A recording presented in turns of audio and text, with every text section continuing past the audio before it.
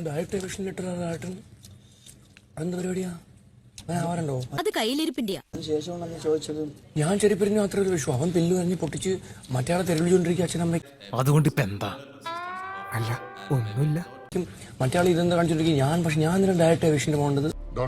പൊള്ളണ്ട കാണിച്ച പോക്കരുത്തരത്തിന് തനിക്ക് കിട്ടേണ്ട പണി ഞങ്ങൾ ഇപ്പൊ വിചാരിച്ചാലും കിട്ടും.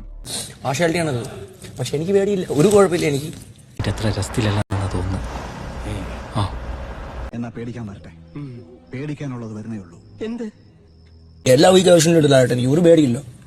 മാക്സിമം പുറത്തേക്ക് പോകും, മരിച്ചൊന്നും പോയില്ലല്ലോ. എന്റെ ജയ്സാ ഹോ മതിയായി. ഫാൻസിനെ കുറിച്ച് അങ്ങനെ പറയല. മൂഞ്ചിപ്പോ സത്യം ശരിക്കും മൂഞ്ചിപ്പോ. എവിടെ ഫാൻസിനോട് പറഞ്ഞു എനിക്ക് ഡയറക്ടറിന്റെ ഫേവറേറ്റ് ആക്ടറാണ്. എന്ത് പറ്റി? ധൈര്യം ചോർന്നു പോയോ? ഏയ് വല്ലതും ചോർന്നു പോയാൽ തടയാനൊന്നും ഇട്ടിട്ടില്ല എന്ന് പറയായിരുന്നു. നിൽക്കുക. അതിനോട് ആരാ പോന്നെ? അളിയ നിൽക്ക.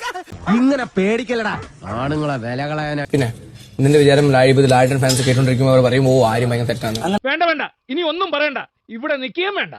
ഇങ്ങനെയുള്ള ആളുകളുമായിട്ട് നമുക്ക് ശരിയാവില്ല. നീ തീർന്നടാ, നീ തീർന്നു. ഇത്ര അഹങ്കാരം പാടില്ലടാ. നീ തീർന്നടാ, നീ തീർന്നു. എനിക്ക് വേണ്ടി ലാഡൻ ചങ്കില നീ ഓറാക്കി കൊളാക്കണ്ട. കിട്ടിയ അവസരം മുതലെടുക്കല്ലേ. നീ എന്റെ കഞ്ഞിയിൽ പാറ്റിടാൻ വന്നവനല്ലടാ.